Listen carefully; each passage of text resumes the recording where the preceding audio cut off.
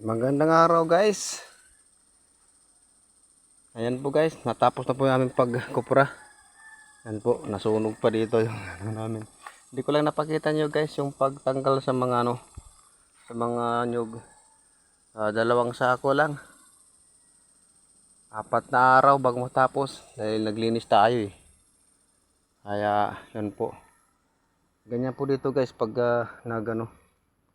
nagkukupra, kailangan linisan muna yung puno ng niyog kasi pag hindi mo nilinisan yan, 3 buwan na naman ay lalong kumakapal yung yung damo. Kailangan linisan. Ayan po guys, 2 sako lang guys yung aming nakakupra. Dali ko lang napakita sa pagtanggal para hindi haba yung video ko. At saka alam niyo naman kung ilan lang yun. Mas makita niyo sa bao kung ano karami yung kupra kasako. Audio Jungle.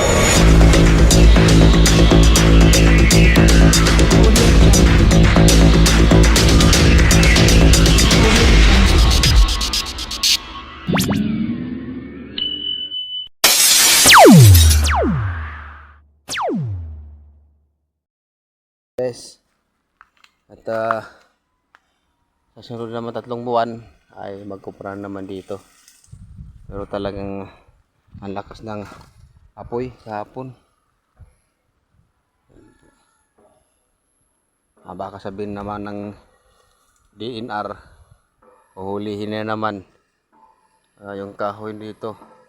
Ay kahoy naman lang dito pag hindi yan pinutol guys, dun sa malapit sa niyog ay hindi mumunga yung niyog. Diba na may tayo napanood sa sa balita may nakulong sa nag-uuring ng kahoy. Ba't kinukulong? Dapat warningan muna yun dahil hindi naman yung sinasadya niya, yun hanap buhay niya dahil wala naman, hindi naman siya nagnanakaw, hindi naman masyadong malaki yung binta yun. Yun ngang malaking magnanakaw sa gobyerno, hindi nga nakulong, nakabayad pa, nakalabas pa.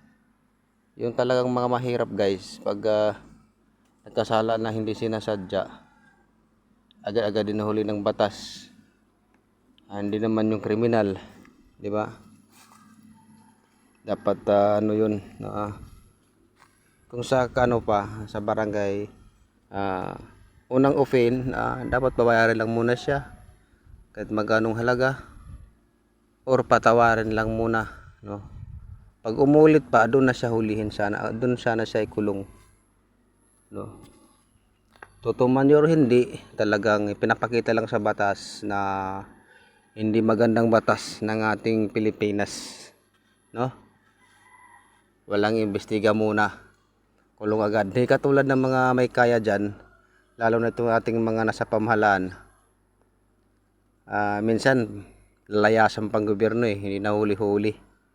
Diba guys? Alam nyo naman yan.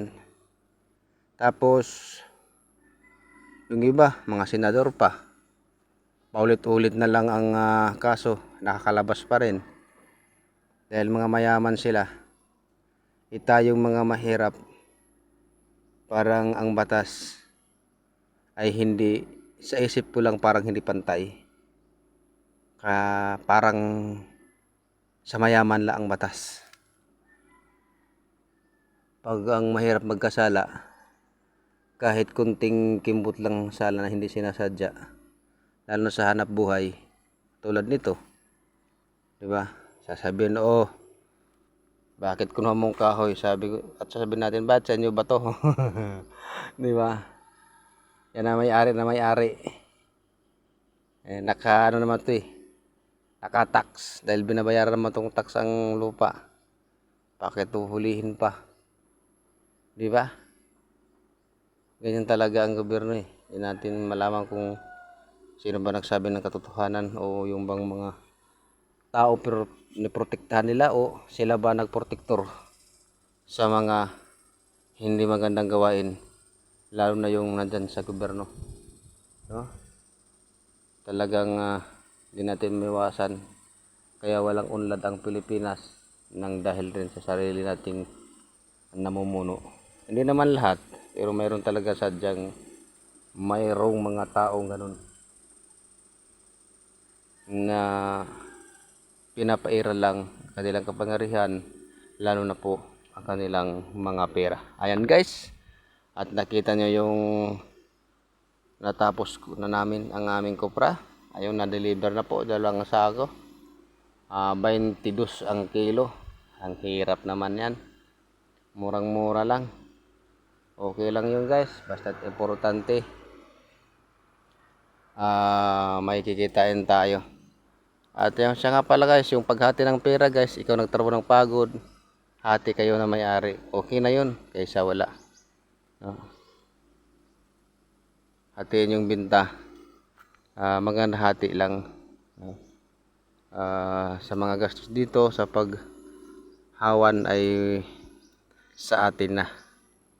Okay lang yun guys, importante mayroon po tayong kinukuprahan. Ayan guys, maraming salamat guys sa mga support ninyo po. Hanggang dito na lang. Bye bye.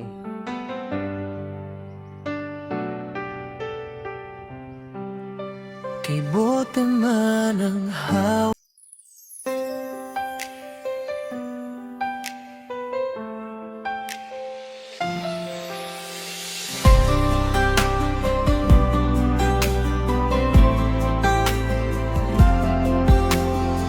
Tuwing umaga sa'y dala mo, sa bawat vlog mo ngiti totoo, kwento ng buhay, saya at inspirasyon. Maraming natutuwa sa iyong dedikasyon. Kahit saan